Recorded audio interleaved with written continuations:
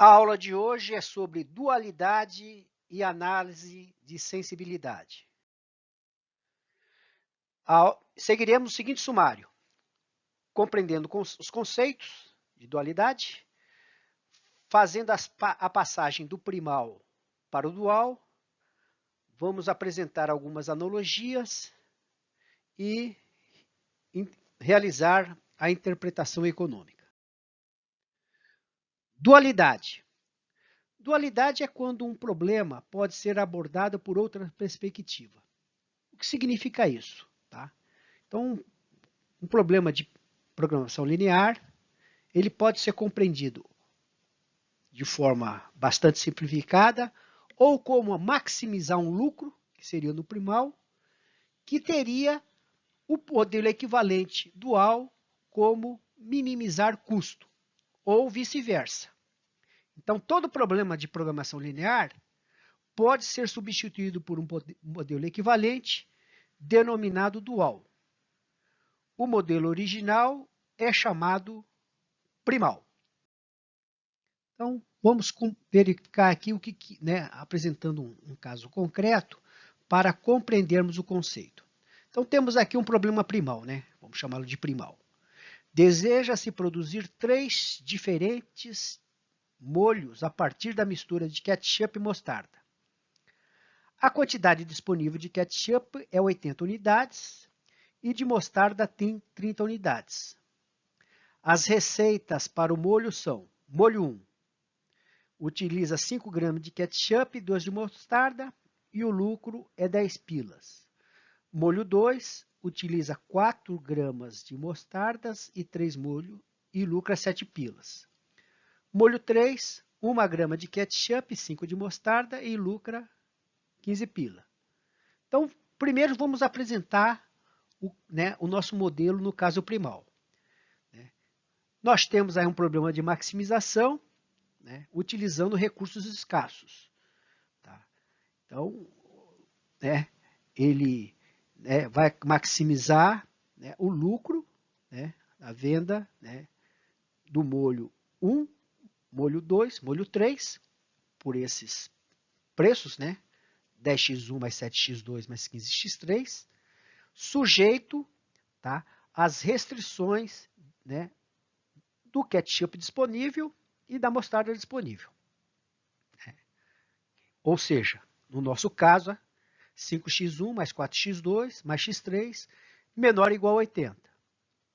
E 2x1 mais 3x2 mais 5x3 menor ou igual a 30.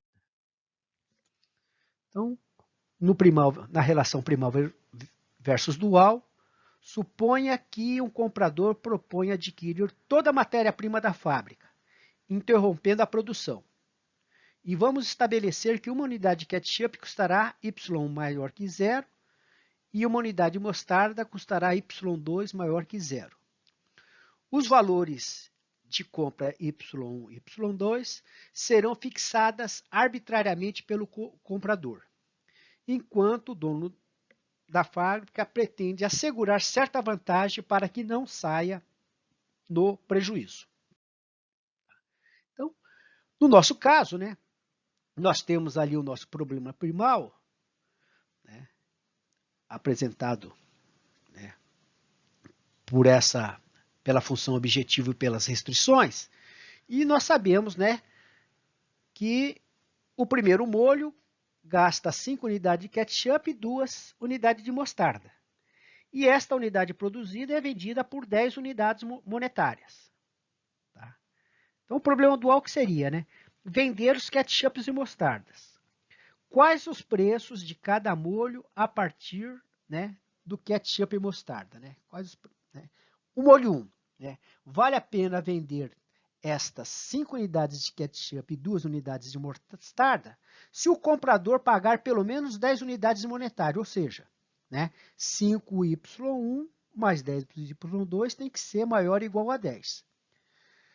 Fazendo o mesmo raciocínio para os demais molhos, montamos o nosso problema dual, que é minimizar Z, aquisição de 80, minimizar 80Y1 mais 30y2, sujeito às restrições, né, dos preços do molho 1, 2 e 3, né, como está descrito, né, no nosso modelo dual. De forma gráfica, né, para facilitar nosso entendimento, a passagem do primal para o dual vai se ocorrer da seguinte forma, né? As variáveis da função objetiva do primal vão ser, né, as restrições do dual. E as restrições do primal serão as variáveis da função objetiva do dual. E a matriz tecnológica, ela vai ser a mesma matriz, só que transposta. Então, só para fixar o conhecimento, né? Coluna RHS das restrições do primal passa a ser linha dos parâmetros da função objetivo do dual. A linha de parâmetros da função objetivo do primal passa a ser a coluna RHS, ou de restrições do dual. E a matriz tecnológica primal transpõe para o dual. Então, no nosso caso, né, do problema primal de lucrar com a venda dos molhos, é esse daí. E o problema dual de se pagar o mínimo para maionese e ketchup é o que está aí. E numa representação gráfica a gente vê ali, né, justamente que a função objetivo do primal passou a ser coluna e a coluna, que é vermelha, passou a ser a linha cinza lá, que é a função objetivo do dual. E a nossa, né, matriz tecnológica é transposta. Apresentamos aqui as representações, né? Tem uma representação aí na forma canônica e na forma de notação matricial. Alguns cuidados aí sobre relações de desigualdade, que eu explicarei mais adiante, tá? Então, na realidade, no primal, quando nós temos uma restrição de K menor ou igual, a variável referente àquela linha de restrição no dual vai ter um sinal YK vai ser maior ou igual a zero. Se a restrição K da linha é igual a zero, tem um sinal de igualdade, ou seja, LHS igual a RHS, no dual, a variável referente àquela linha, ou seja, YK, tem um sinal livre. O que é sinal livre? É que o Y ele pode tanto receber valor positivo quanto os valores negativos. A restrição K, quando é maior ou igual a zero, o YK vai ser menor ou igual a zero. Em relação às variáveis, né, se a variável primal XP é maior ou igual a zero, a restrição associada P é maior ou igual. Se XP é livre, a restrição P é igual. E se XP for menor ou igual a zero, a restrição P é menor ou igual. Vamos verificar alguns exemplos de passagem do primal para o dual. Muito bem, então solucionaremos esses exercícios, né, onde faremos as passagens do primal para o dual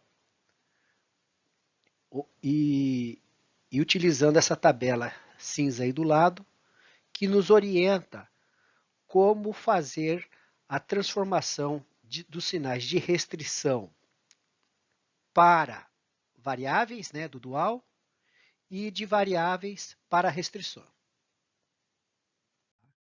Então, está ali primeiro, né, o nosso problema primal. Nós colocamos ali, ó, tá vendo? As funções, a linha que é a função objetivo do primal vai passar a ser coluna no dual.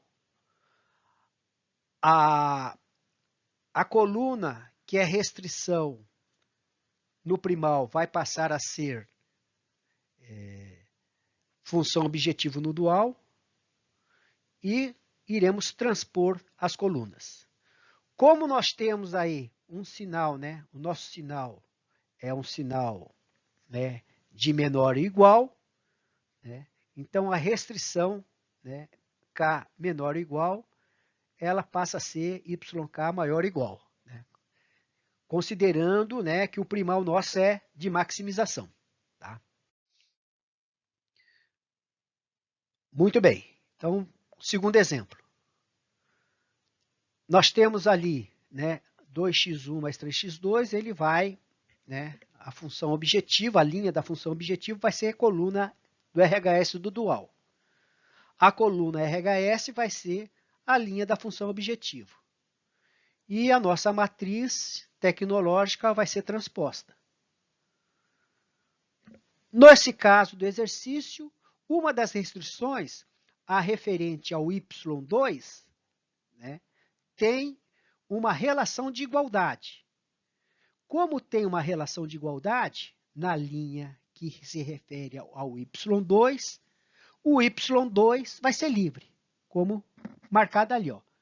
Restrição K é igualdade, o YK é livre. Muito bem, então vamos pegar o nosso terceiro exemplo, tá? E verificar, né, a questão dos sinais. Como já explicado, a linha da função objetivo vai passar a ser restrição no dual. A coluna da restrição, do RHS, vai passar a ser, né, linha na função objetivo. A nossa matriz tecnológica vai ser transposta. E o sinal, né, da segunda restrição que está lá em maior ou igual, no modelo dual, né, ele vai sinalizar, né, na segunda variável de decisão, um sinal menor igual.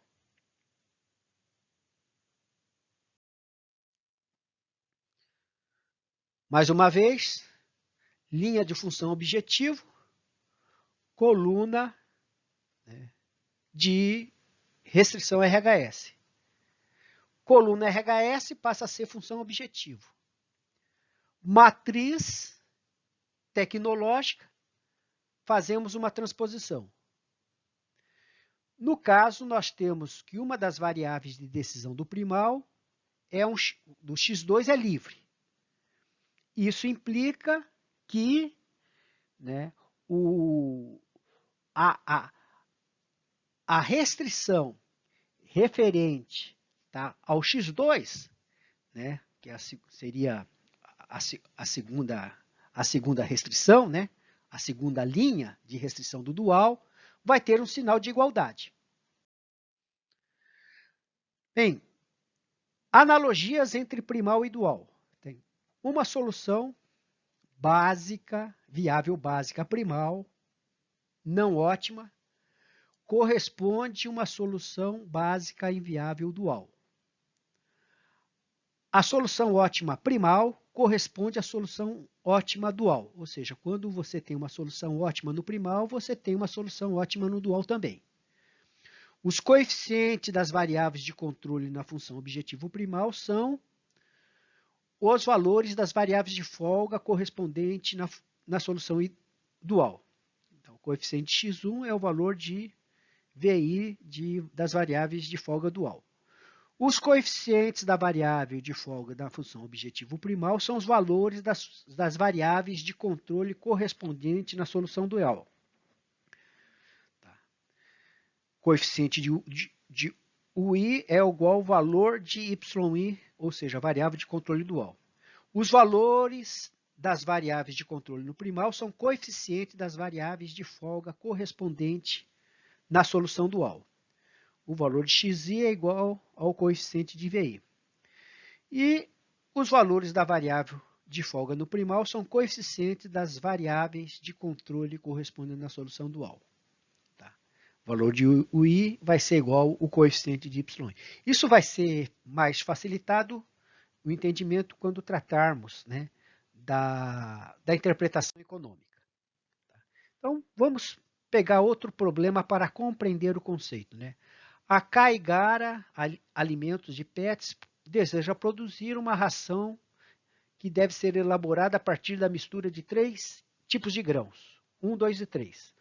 O custo de cada ingrediente são respectivamente 41, 35 e 96. 4 ingredientes são necessários no produto final como exigidos para a alimentação balanceada, os nutrientes A, B, C e D. A composição de cada grão por cada ingrediente é dado pela tabela ao lado. Problema dual. Qual deve ser a composição da ração em termos de grão? O problema primal. Qual preço seriam pagos para elaborar pílulas de nutrientes A, B, C e D? Então, nós temos no problema primal uma minimização e no dual uma maximização. Tá aí os nossos problemas, né? Então, no primal teríamos que minimizar, tá, os custos para atender aqueles requisitos mínimos e, no caso, né, no dual, é fabricar, né, maximizar, tá certo, as pílulas, né, a partir dos requisitos mínimos que temos ali, né, do nosso problema. Bom, então vamos agora tratar da interpretação econômica, né, explicar o que significa isso, tá, dentro do contexto da pesquisa operacional e dos problemas de programação linear, especificamente da questão da dualidade. Então, para isto, vamos analisar este problema, tá? Problema, tá, que tem a representação primal e a representação dual. Então, o problema na representação primal é o seguinte, né?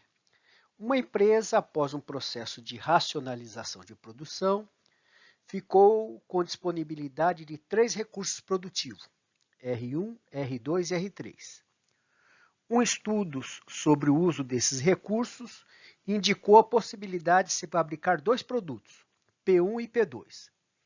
Levantando os custos e consultando departamentos de venda sobre o preço de colocação no mercado, verificou-se que P1 daria um lucro de R$ 120 por unidade e P2 150 por unidade.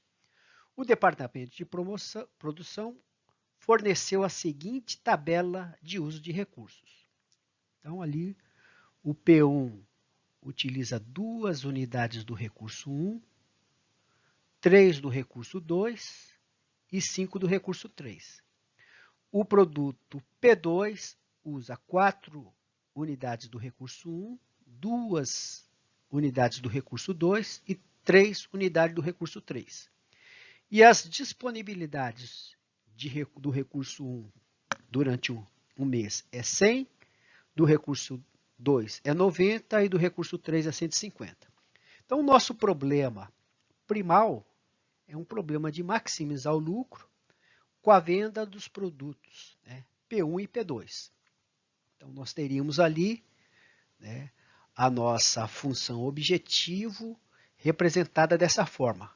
Maximizar Z igual a 120x1 mais 150x2, sujeito a 2x1 mais 4x2 menor ou igual a 100, 3x1 mais 2x2 menor ou igual a 90, 5x1 mais 3x2 menor ou igual a 120. Como é que nós poderíamos traduzir esse problema do primal para o dual? Então, vamos lá. Ele poderia ser representado dessa forma aí. Uma empresa precisa comprar recursos R1, R2, R3 para produzir os produtos P1 e P2. Os preços praticados pelo mercado são P1 120 e P2 150. Quanto deverá ser pago para os recursos R1, R2, R3, sabendo que o departamento de produção forneceu a tabela de necessidades do recurso, que é a mesma. Então, o problema dual de minimizar os custos na compra de recursos do R1, R2, R3, onde Y é o preço a pagar pelo recurso. Então, iremos lá minimizar Z igual a 100Y1 mais 90Y2 mais 120Y3 sujeito a 2Y1 mais 3Y2 mais 5Y3 maior ou igual a 120. 4Y1 mais 2Y2 mais 3Y3 maior ou igual a 150. Muito bem. Se pegarmos o nosso problema e implementarmos o nosso modelo lá no Wikimedia, nós teremos este primeiro tabuleau inicial, onde será demarcado aí as variáveis de decisão, né, tanto para o tabuleau do primal quanto do tabuleau do dual.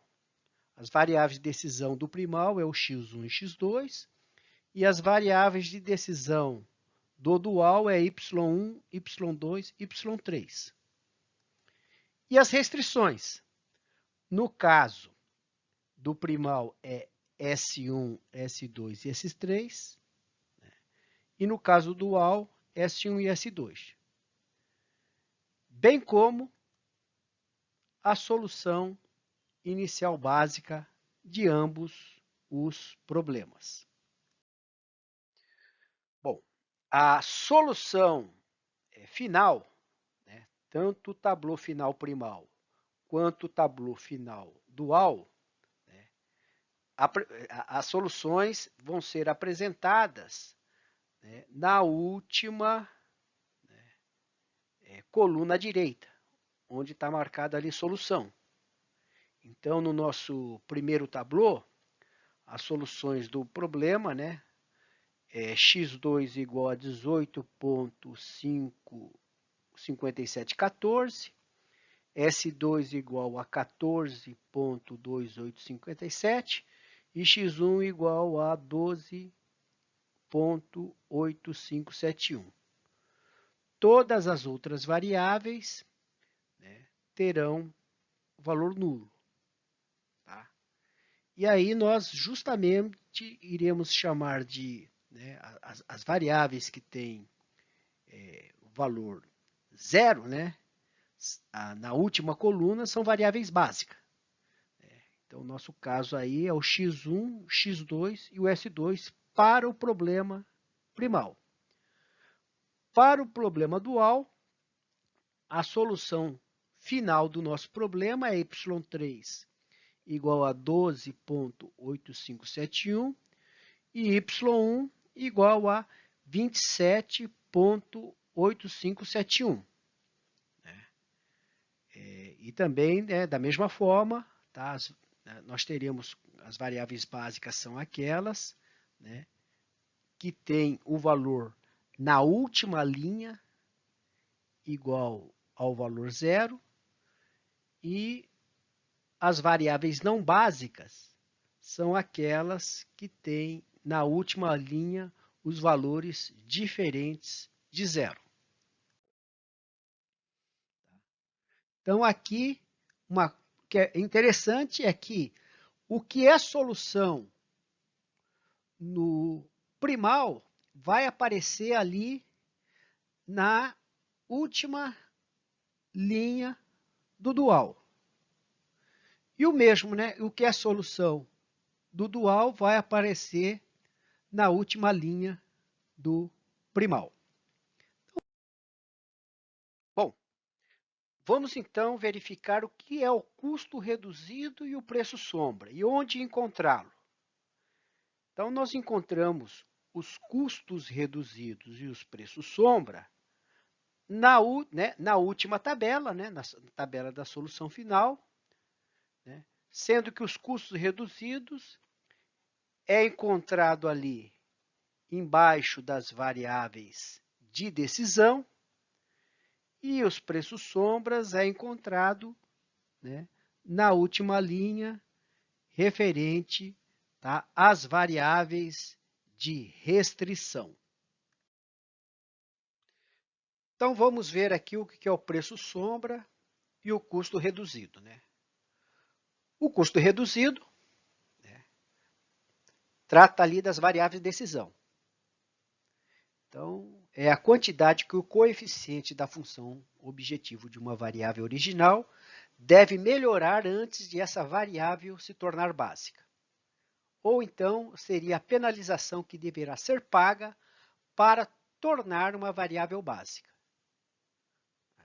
No caso anterior do problema primal, os dois custos resolvidos são nulos. Ou seja, eles estão fora da base, eles não precisam pagar nada porque eles já estão na base. Preço sombra se refere aqui às variáveis de folga ou excesso e indicam restrição, né?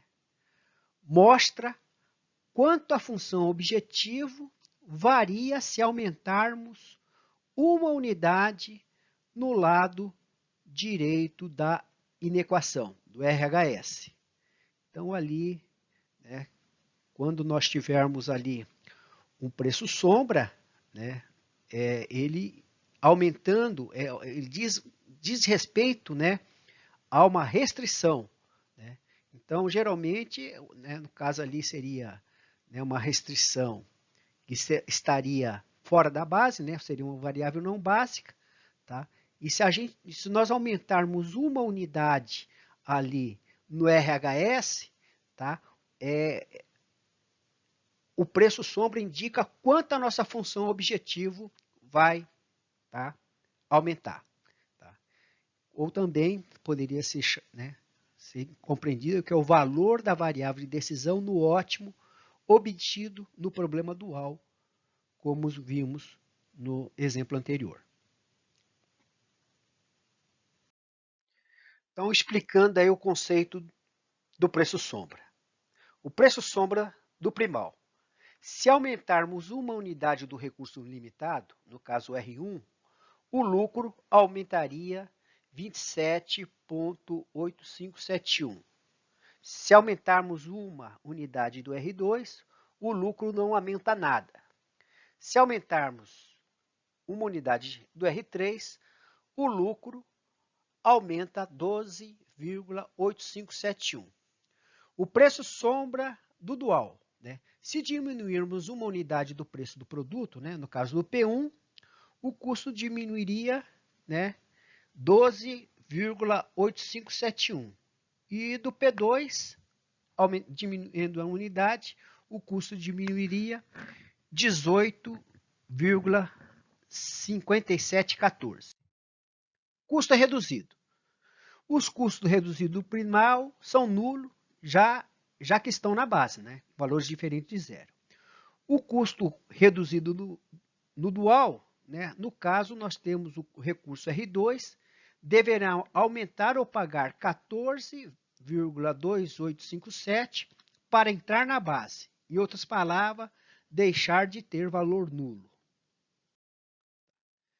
Bom, então a gente pode fazer essa implementação também no Excel. Então, temos aí, né, os nossos modelos representados no Excel, tá? Tanto do primal quanto do dual.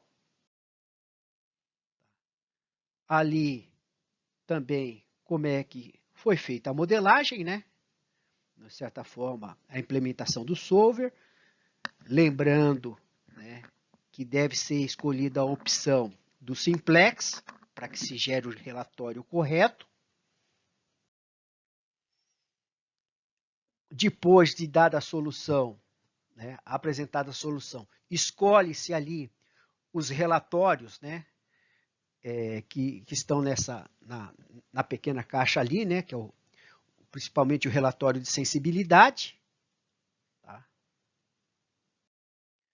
E aí nós teremos o nosso relatório de análise de sensibilidade, tá? Que é a segunda opção ali, indicando o preço sombra e o custo reduzido, né?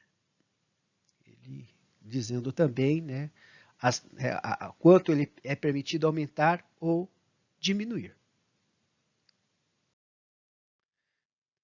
Então, na próxima aula, nós iremos começar a tratar do nosso problema de rede.